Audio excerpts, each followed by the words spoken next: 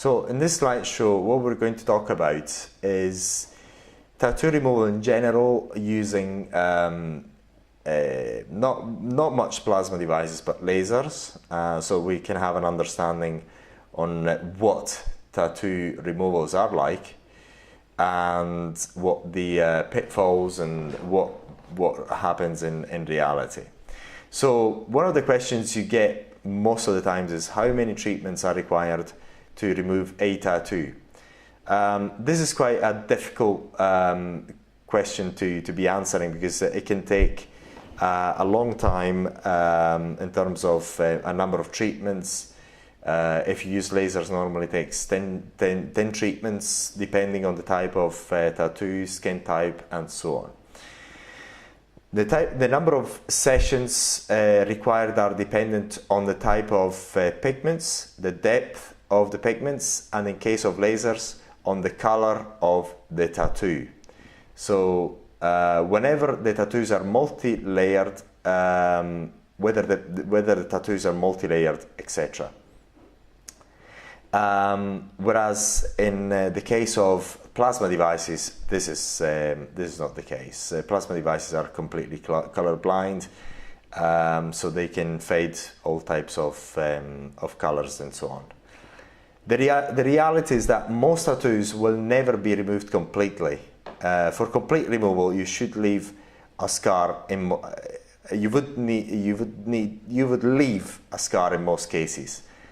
And seamless removal is extremely rare. In most cases, tattoos can only be attenuated and not completely removed. This is what happens actually in 90 to 95% of the cases. What happens is that, with exception with permanent makeup, because permanent makeup tattoos are far higher quality than normal tattoos. And therefore many times they can be completely removed almost without leaving any trace. What happens in reality is that you fade the tattoos and then you have to fade them up until you can actually make a cover-up tattoo on top. In the real world, most tattoos can only be attenuated and not completely removed without leaving any scars or marks. Most tattoos cannot be seamlessly removed as advertised. Another fact of life. I've never actually seen a tattoo that's been completely removed by a laser or any other means other than actually radio frequency devices and plasma devices without leaving a mark or some trace of some sort. Therefore, the removal option is mostly a double layer tattoos, because what normally happens is that people go and get a tattoo removal session using lasers, and then what they find is that they're going to require many sessions in order to fade them, and then every time they get a tattoo removal treatment, they get swelling, it's very uncomfortable, it's painful, and so on. It's a nightmare. So what they do, they get through a tattoo removal treatment a number of times, 2, 3 to 4 times, and then when it's faded enough, then they go and get another tattoo on top, because also they see that the skin starts to suffer, and there's a mark in there. It's not going to be nice. It's not going to be pretty once the laser is finished with it. So they say, okay, I've got to cover it up. I don't like this tattoo. I'm going to cover it up. This is what normally happens, and this is why there's so many double layer tattoos. So basically what happens in reality is that large tattoos are attenuated and then covered up by tattooing the area over again.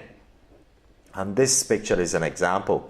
So you've got the two women here, then they're being faded using a laser, and then you get the cover up. So the cover up, you can hardly see what was underneath it, but if you actually go immediately, then you can actually still see.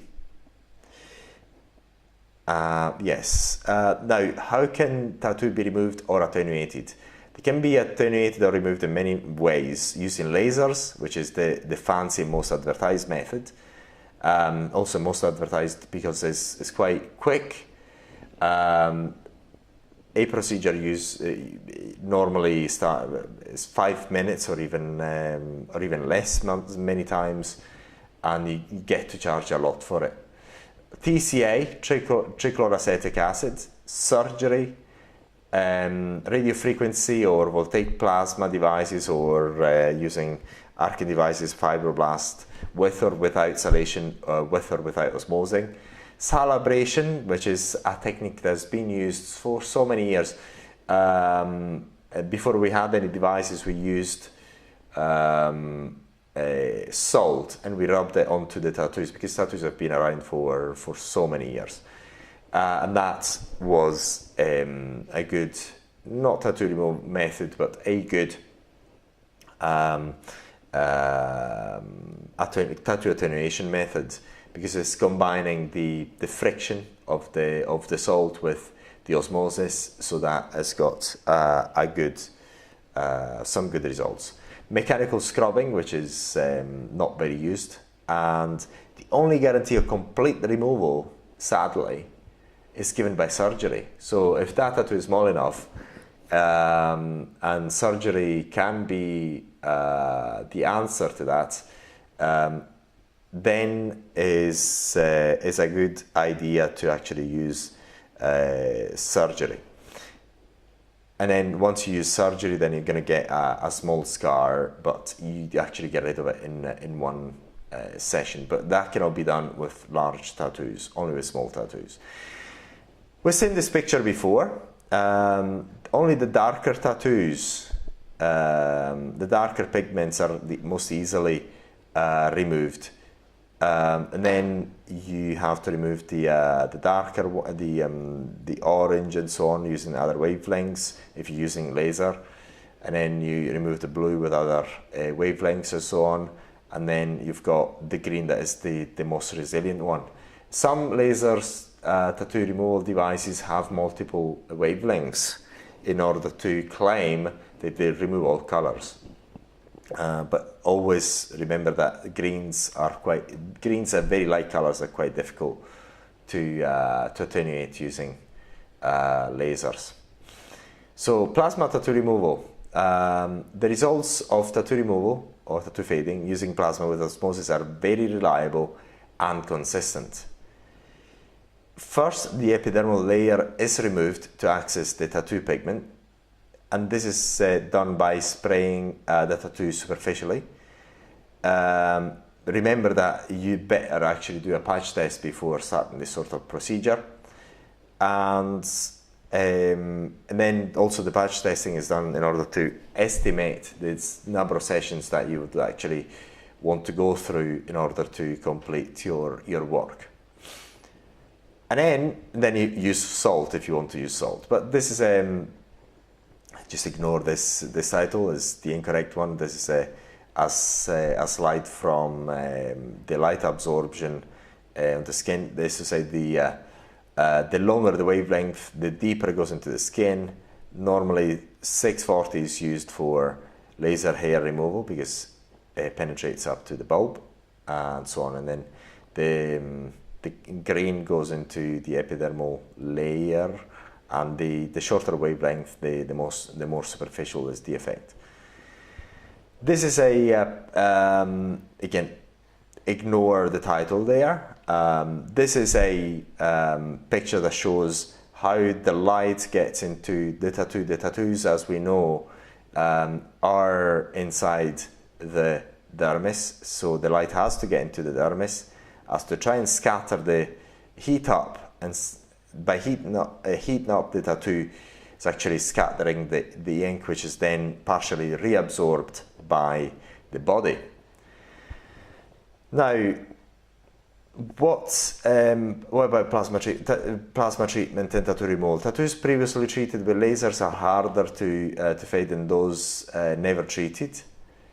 So some people, some professionals using laser tattoo removal plasma removing devices, then what they prefer never to touch laser tattoos that have been treated by lasers, because many people who are unhappy with tattoos, they go through tattoo removal lasers treatments, and they realize it doesn't work or is very ineffective many times, and they try something else. But when they try something else, normally it's a bit harder to actually do something with a previously treated tattoo with lasers than a tattoo that's never been treated at all for removal. Once the epidermal layer is removed by the spraying process, this is actually so you remove what you do with plasma. You remove the dermal layer, the epidermal layer first, and then you do another spraying process onto the upper part of the dermis to try and break down the color pigments, and then you clear the area with a cotton pad. You get rid of the carbon residues, and then you apply fine sterile salt or other or salt with a saline solution with salt and sterile salt, and that is made into a paste. And then you keep that solution for a certain length of time. You remove it, disinfect it, and then you get the healing. This is the laser tattoo removal treatment results. After 5 treatments, you get the hypopigmented area. So it's not. This is again. Do apologize for this. This is incorrect.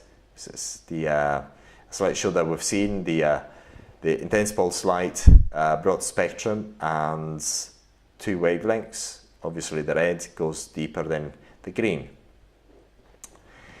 The advantages of plasma tattoo removal versus lasers. They're new to the tattoo removal industry. They're far more effective than any laser on the market, include the most effective ones, and that's the sad truth for the lasers. Include the picosecond lasers. Multicolor tattoos are just as easy as a single color tattoo with plasma devices, because they actually get rid. They wouldn't say get rid. They fade all colors, because we're not talking about light sources devices again. It's not light sources devices, so it's using electricity, the heat by the electricity in order to fade the tattoos, and also the osmotic effect. It is more effective than any picosecond laser in tattoo fading. With plasma, the tattoos are colorblind. Plasma is colorblind, so it removes every color from green to yellow, dark, any color, all in the same way. So why is that? Again, it's because the physics are different. What we're doing with plasma, we're breaking down the pigments as we're doing with lasers, but also if you're using osmosis, we're using osmosis to bring up those pigments that have been broken down by the treatment. So in far less sessions normally are required by lasers than any other lasers. I do apologize, I'm getting tired over time after this 2 hours session here. The disadvantages is also an advantage. Is a new type of treatment that's not very fancy, because especially with salation, with osmosis, we put salt onto a wound, which in English is not a very nice thing to do, you know. It doesn't sound nice. So you actually, when you're selling it, is especially in English, it's not it's not as fancy as with lasers, and also so it's less fancy treatment. They're more likely to contract infections than laser treatments. It is more involved than laser treatment, slightly more complicated, and takes longer. So a laser treatment normally takes 5 minutes.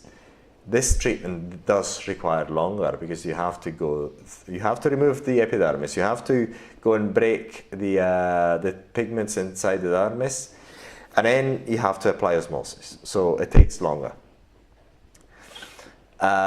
So So with the lasers, you don't need to use salt, and even if you use salt, it would be pointless anyway, because you don't actually cause that wound that you cause with plasma.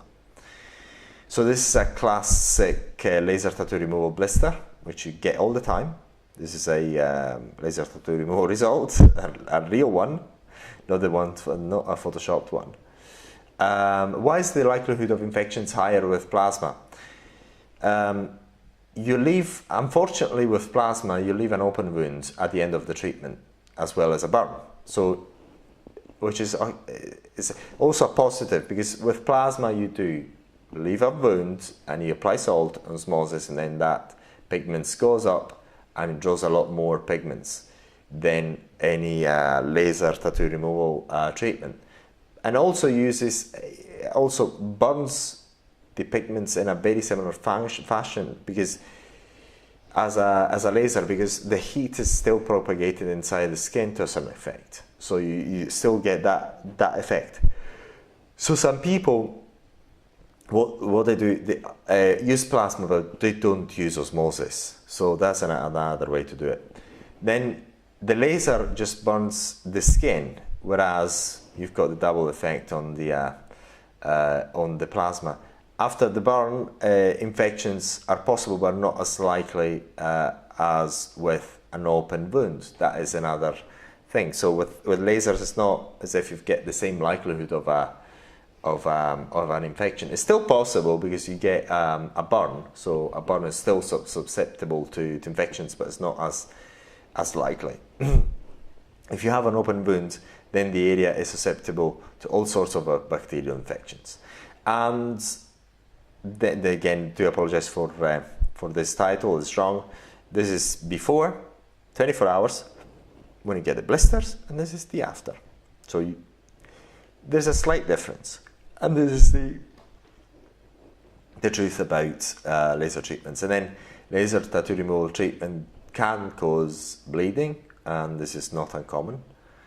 And again, this is another picture showing you the scattering of the just a representation of the scattering of the pigments, which is and this is there again. The title hasn't been changed. It should have been changed, but lasers are color sensitive, so you wouldn't treat a skin type 4 or 5 the same way you would treat a 1 or 2, because the amount of melanin you get is higher, and therefore the same energy that you would use in there is actually absorbed much more. So say if you use 10 in energy, for example, I'm just putting a number, use 10, and if you get away with that barely get away with that in a skin type 1 or 2, if you use on a skin 4, you're going to get a burn on a skin 4, because you get also you have loads of pigments there that absorb a lot more energy, so you get a quite intense and more intense burn that you would get in a 1 or 2.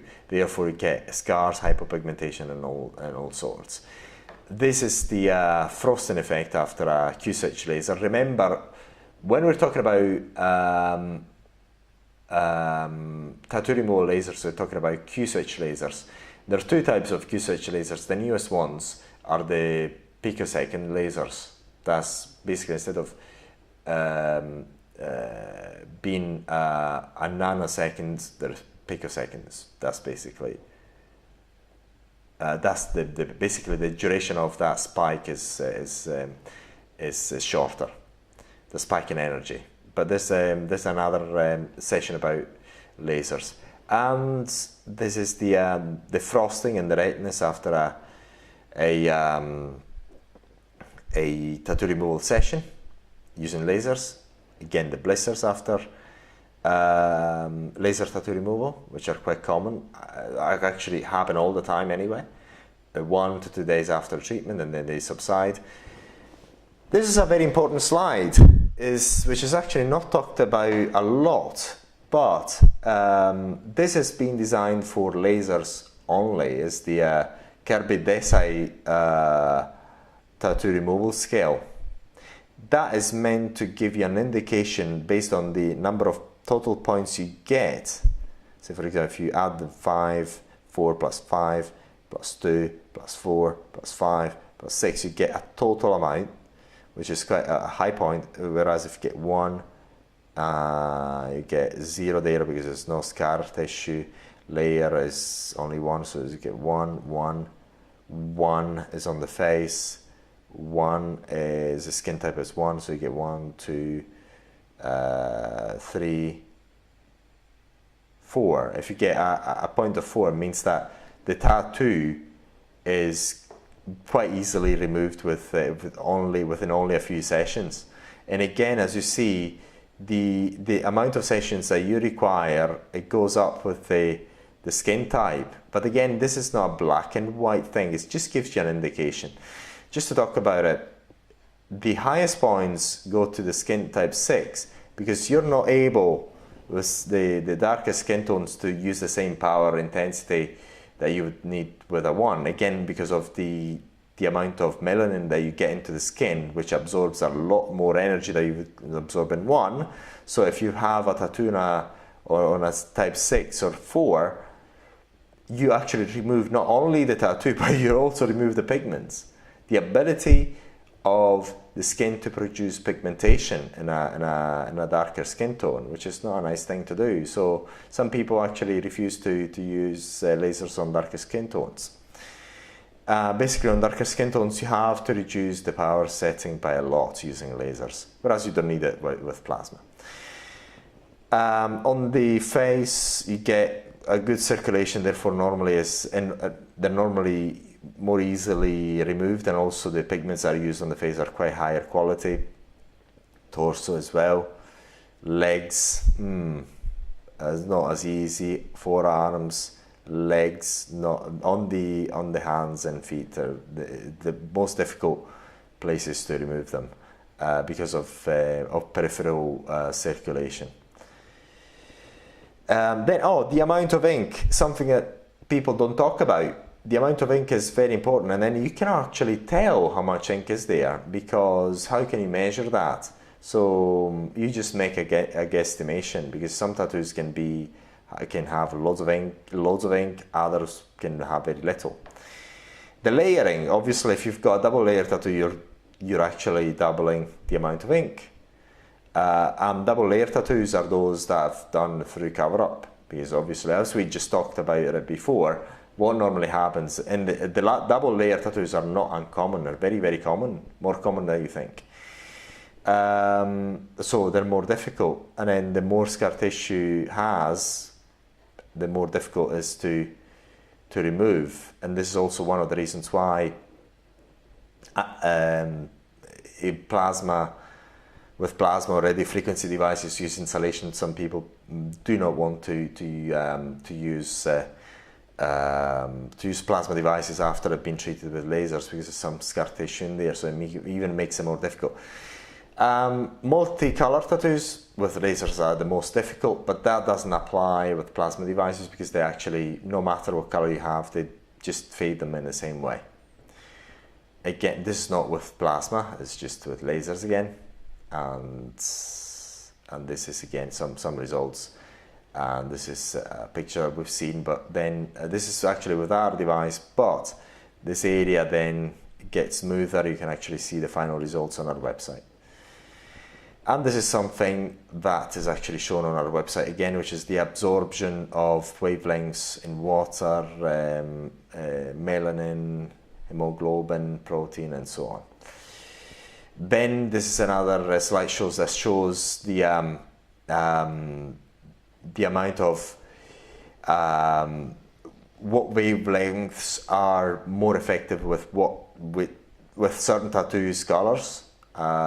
Obviously, different wavelengths are not as effective with certain colors, and that doesn't apply with plasma. A plasma just works in everything.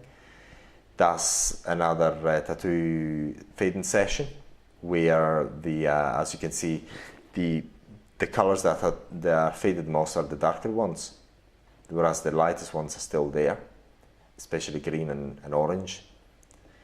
And this is again, I mean, the easiest one to remove using lasers are darker, grey, yellow becomes harder, light blue, and so on.